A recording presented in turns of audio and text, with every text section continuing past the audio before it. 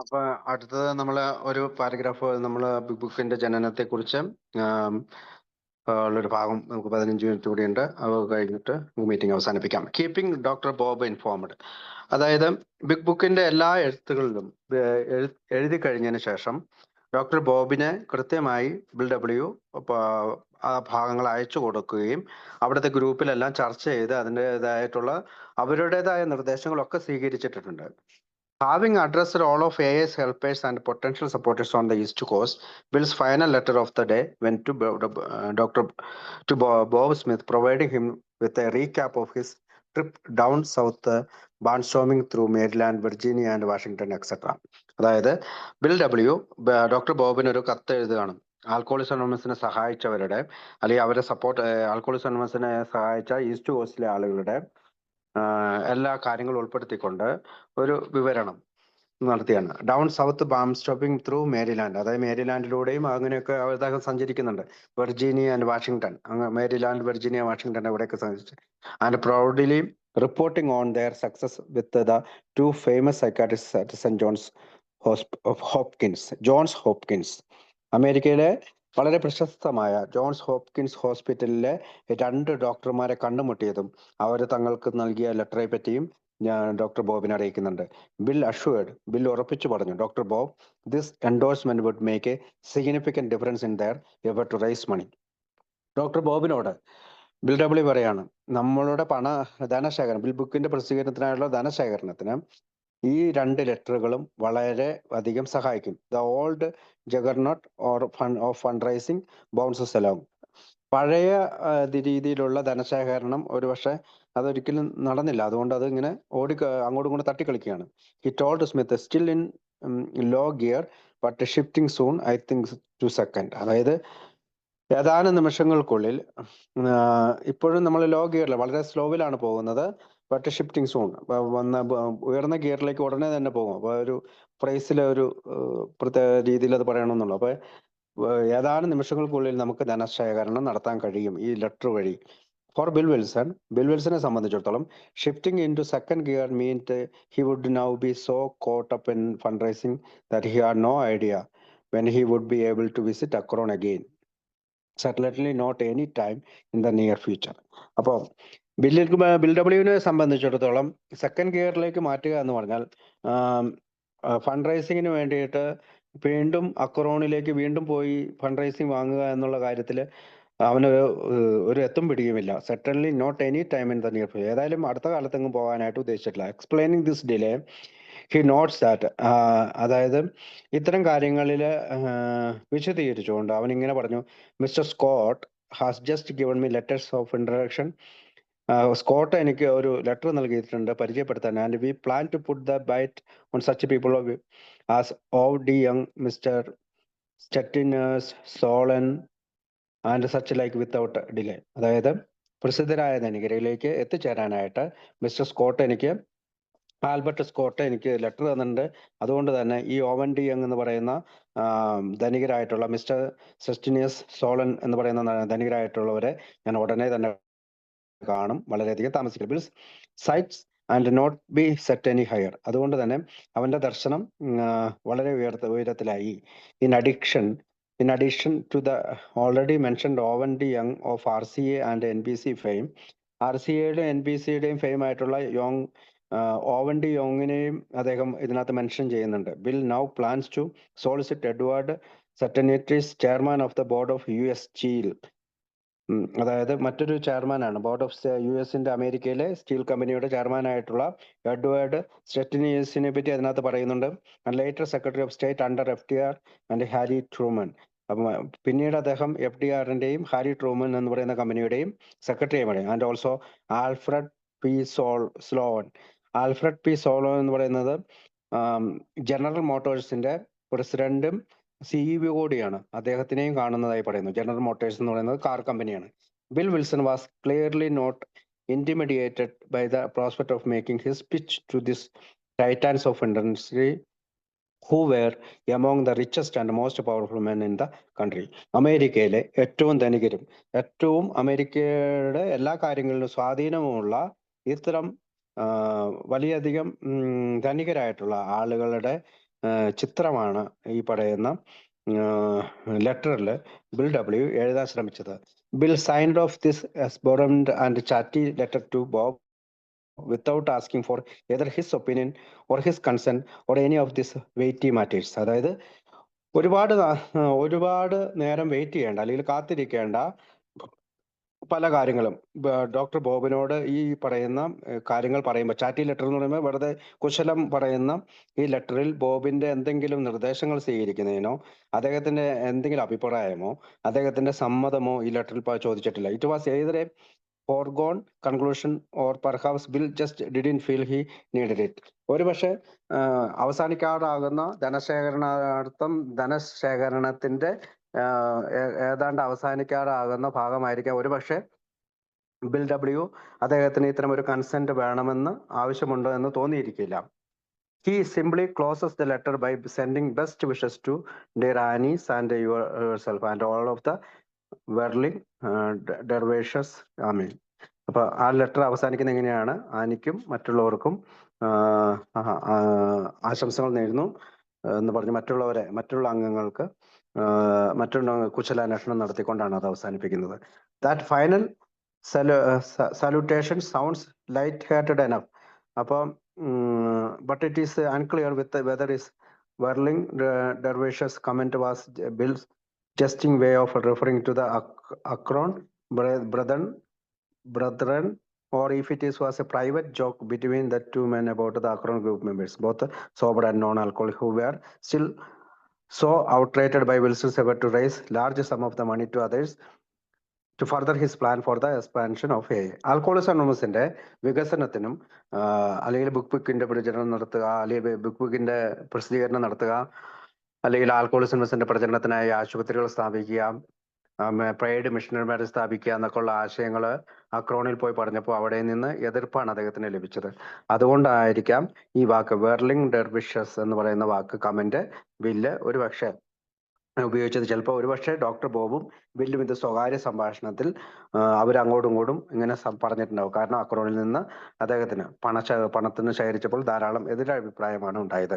വോട്ടിട്ടപ്പോൾ വിജയിച്ചുവെങ്കിലും ബുക്കിന്റെ പ്രസിദ്ധീകരണത്തിനുമായിട്ടുള്ള ഇത് വോട്ട് മാത്രമാണ് അവർക്ക് കിട്ടിയത്. Whatever Bill meant by that remark, ആ അത്തരം അഭിപ്രായത്തിലൂടെ എന്തൊക്കെ തന്നെയാണ് ബില്ല് അർത്ഥമാക്കിയെങ്കിലും, given all of his own fraternized activity on this particular Friday, July 15, 1938, anyone looking for a whirling dervish could start right there in Newark, New Jersey. There was surely no need to travel all the way to the Akron to find one. അപ്പോൾ July 15, 1938 എഴുതിയ കത്ത്, വെള്ളിയാഴ്ച ബോബിന് എഴുതിയ കത്തില് അദ്ദേഹം എന്തൊക്കെ തന്നെയാണ് ഈ വിവരിച്ചെങ്കിലും തീർച്ചയായും ന്യൂവാർക്ക്, ന്യൂജേഴ്സിയില് ഇവരുടെ പരിപാടി തുടങ്ങിക്കഴിഞ്ഞു. ഈ പുസ്തകം പ്രസിദ്ധീകരിക്കുന്നില്ല. there was surely no need to travel to Akron to find one. അതുകൊണ്ട് ഈ പറയുന്ന അക്രോണിലേക്ക് പോകേണ്ടതായിട്ട് അവർക്ക് ആവശ്യകത തോന്നിയില്ല. an office downgrade, അപ്പൊ ഇനിയിപ്പോ ഓഫീസ് മാറ്റുന്നതിനെ കുറിച്ചാണ്. but dictating letters was in the only commission going on the Honor Dealer's office. Bill and AA's temporarily headquarters that week. അതായത് ബില്ലിന്റെയും എയുടെ താൽക്കാലികമായിട്ടുള്ള ഹെഡ്ക്വാർട്ടേഴ്സും ഹോണർ ഡീലേഴ്സിന്റെ ഓഫീസിലായിരുന്നു. The business had just gone through an upheaval. അതായത് ഇവർ നടത്തിയിരുന്ന ഈ ഹോണർ ഡീലർ എന്ന് പറയുന്ന ഓയിൽ കമ്പനിയുടെ വ്യാപാരം തീർച്ചയായും തകർന്ന നിലയിലായി. Having moved with all of their furniture from the 9th floor at 11 Hill Street.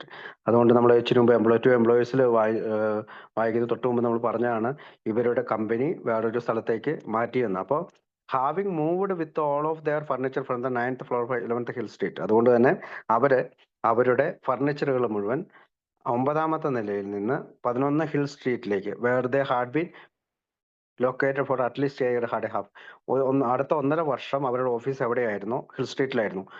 അതൊരു into smaller and more economical space around the corner and 1 block north at 17 William street. അതായത് 17 William സ്ട്രീറ്റിൽ നിന്ന് വ്യാപാരപരമായിട്ടുള്ള ചെറിയ സ്പേസ്, ഒരു മൂലയിലെ മുറി, വളരെ ചെറിയ space, മൂലയിലെ മുറി, ഒരു ബ്ലോക്ക് അല്ലെങ്കിൽ ഒരു റോഡ് അകലെ മാത്രമേ ഉണ്ടായിരുന്നുള്ളൂ. അത് നോർത്തിലായിട്ടാണ്, 17 വില്യം സ്ട്രീറ്റ് നോർത്തിലായിട്ടായിരുന്നു ഈ റൂം ഉണ്ടായിരുന്നത്. That kind of packing and unpacking is both time consuming and disruptive. നമുക്കറിയാം ഇത്തരത്തിലുള്ള പാക്കിങ്, ഓരോ സാധനങ്ങൾ എടുത്തുകൊണ്ട് പോവുക, അടുത്ത സ്ഥലത്ത് പോയി അത് കൊണ്ടുവന്ന് വെക്കുക എന്നൊക്കെ പറയുന്നത് വളരെയധികം ബുദ്ധിമുട്ടുണ്ടായിരുന്നു. So it is not a surprising Bill waited until Friday the 15th before heading over to New York for Ruth's help in typing this letters. അതുകൊണ്ട് തന്നെ തീർച്ചയായും അദ്ദേഹം 15-ാം തീയതി വെള്ളിയാഴ്ച വരെ ആ മാസം ഈ കത്ത് എഴുതുന്നതിന് വേണ്ടി, റൂത്തിന് വേണ്ടി ന്യൂയോർക്കിൽ എത്തുന്നതിന് വേണ്ടി വെയിറ്റ് ചെയ്തിട്ടുണ്ടാകാം. Strangely Bill didn't seem to have any idea Hank was planning to move Honda dealers to a new location on July 1st. ഇവിടെ വെച്ച് ബില്ല് ചിന്തിക്കുന്നത് ഹാങ്കിന് ഒരു തരത്തിലുള്ള ഉദ്ദേശവുമില്ല ഓഫീസ് അവിടെ നിന്ന്, അതായത് ഇപ്പൊ നിൽക്കുന്ന ഹോണ ഡീലറിന്റെ ഓഫീസ് പുതിയ സ്ഥലത്തേക്ക് മാറ്റുന്നതിനായി ഒരു ഉദ്ദേശമുണ്ട് എന്ന് അവന് തോന്നിയില്ല. In his June 24 reply to the Maguire letter, ഈ ജൂൺ 24 അവനെ അയച്ച മഗ്വയർ ലെറ്ററിൽ ഇങ്ങനെ പറയുന്നത്, he had so noted this letter is being written from my home in Brooklyn so that you now have his address as well as that of our Jersey office. അതായത് ഈ Manhattan എഴുതിയ ലെറ്ററിൽ ഇങ്ങനെയാണ് എഴുതുന്നത്, ഇത് ബ്രൂക്ലിനിൽ എൻ്റെ വീട്ടിൽ നിന്നാണ് എഴുതുന്നത്, അതോടൊപ്പം തന്നെ എൻ്റെ ജേഴ്സി ഓഫീസിലെ അഡ്രസ്സ് ഇതിനകത്തുണ്ടെന്ന്. But the only address Maguire had been given for the New Jersey office was 11 Hill Street and it is hard to believe Bill Wilson would have made this kind of mistakes with such an important potential donor. അപ്പോൾ അദ്ദേഹത്തിന് അയച്ച കത്തില് ഇത്തരം ഈ അഡ്രസ്സിൽ ഉണ്ടായ ഒരു മാറ്റം, അതിൽ ബിൽ വിൽസന് പെട്ടെന്ന് അങ്ങനെ ഒരു തെറ്റ് പറ്റിയത് എന്താണെന്ന് ചരിത്രകാരൻ പറയുന്നത് അത് കൃത്യമായി ധനശേഖരണാർത്ഥം നടത്തുന്ന ഒരു ലെറ്ററാണ്. അപ്പൊ എന്തുകൊണ്ട് അഡ്രസ്സ് മാറിപ്പോയി എന്ന് അവർക്ക് മനസ്സിലാവുന്നത്. ഇറ്റ് ഈസ് ഓഫ് കോഴ്സ്, തീർച്ചയായും possible Bill was so completely disconnected from the day to day operation of honor dealers. അപ്പൊ പുതിയ അഡ്രസ് ഒരു പക്ഷേ കൊടുത്തതിന് കാരണം ദിവസങ്ങൾ കഴിയും തോറും ബിൽ വിൽസൺ ഈ പറയുന്ന ഹോണർ ഡീലേഴ്സ് എന്ന് പറയുന്ന കമ്പനിയുമായിട്ടുള്ള ബന്ധം കുറഞ്ഞു വന്നുകൊണ്ടിരുന്നു. ഒരു പക്ഷേ കംപ്ലീറ്റ്ലി പൂർണ്ണമായും അവിടെ നിന്ന് വിട്ടുപിരിഞ്ഞു പോയിട്ടുണ്ടാകാം. That he had no idea the lease was about to run out and to move was imminent. ഒരു പക്ഷേ അതിന്റെ ലീസ് അവസാനിച്ച് ഉടനെ തന്നെ പുറത്തു പോകാൻ അദ്ദേഹം തുനിഞ്ഞിട്ടുണ്ടാകാം. But it is also possible that Hank had gotten himself into some serious trouble with the Hill Street landlord and was forced into his hurried move at the last minute. ഒരു പക്ഷേ ഹാങ്കിന് ഈ പറയുന്ന building ഓണറിന്റെ ഭാഗത്ത് നിന്ന്, അല്ലെങ്കിൽ land ലോഡിന്റെ ഭാഗത്ത് നിന്ന്, ബിൽഡിങ്ങിന്റെ ഉടമസ്ഥന്റെ ഭാഗത്ത് നിന്ന് എന്തെങ്കിലും തരത്തിലുള്ള ഒരു ഫോഴ്സ് ഉണ്ടായിട്ടുണ്ടാകാം. അതുകൊണ്ടായിരിക്കാം പെട്ടെന്ന് തന്നെ അവിടെ നിന്ന് മറ്റൊരു പുതിയ ഭാഗത്തേക്ക് മറിയുന്നത്, അതും അവസാന നിമിഷം. ഇൻ എനി കേസ് എന്തൊക്കെയായാലും the lease for Hill Street was terminated at the end of June and Honda dealers began operating out of their new William Street location July 1, 1938. 1938 July 1-ാം തീയതി അവരുടെ പുതിയ ലൊക്കേഷനിലേക്ക്, വില്യം സ്ട്രീറ്റിലേക്കുള്ള പുതിയ ലൊക്കേഷനിലേക്ക് അവർ മാറുകയും അവരുടെ ഈ പറയുന്ന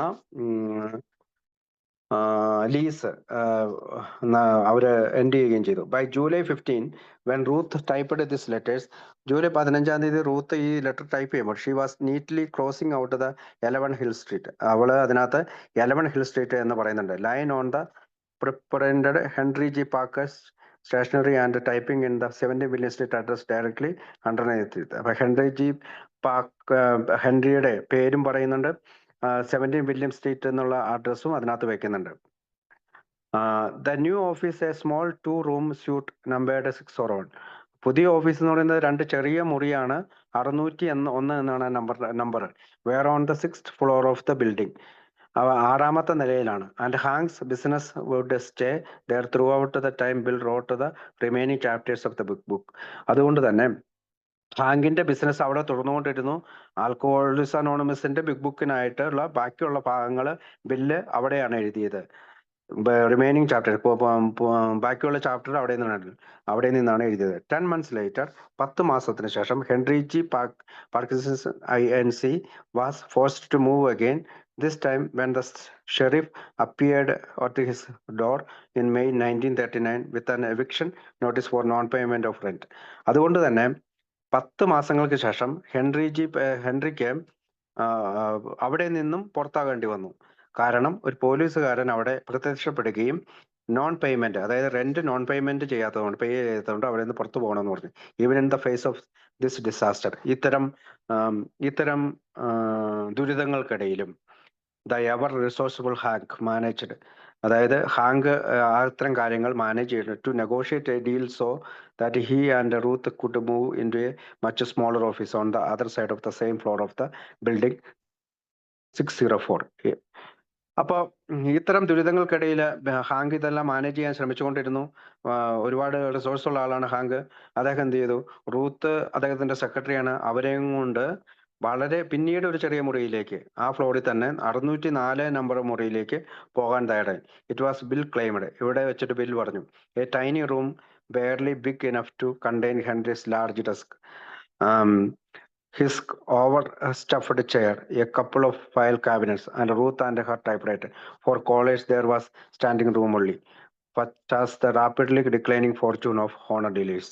അപ്പോൾ ബില്ലിങ്ങനെ പറഞ്ഞു, അതൊരു ചെറിയ റൂമാണ്, ഹെൻറിയുടെ വലിയ ഒരു ഡെസ്ക് അവിടെ വെക്കണം, അവന്റെ ചെയർ ഉണ്ട്, അത് വളരെ കാര്യങ്ങൾ നടഞ്ഞൊരു ചെയർ, പിന്നെ ചിലപ്പോൾ ക്യാബിനറ്റ്സ് ഉണ്ട്, ഫയലുണ്ട്, പിന്നെ റൂത്തിന്റെ ടൈപ്പ്റൈറ്ററും ഉണ്ട്.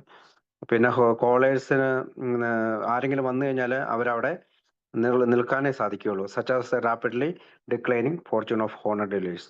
അതുകൊണ്ട് തന്നെ ഹോണർ ഡീലേഴ്സിന്റെ ഭാവിക്ക് അത് വിരുദ്ധമാണ് എന്ന് പറഞ്ഞുകൊണ്ടാണ് ഭാഗം അവസാനിക്കുന്നത്. ഇത്രയും പറഞ്ഞുകൊണ്ട് ഇന്ന് നമുക്ക് ഇന്നത്തെ മീറ്റിംഗ് അവസാനിപ്പിക്കാം. Thank you.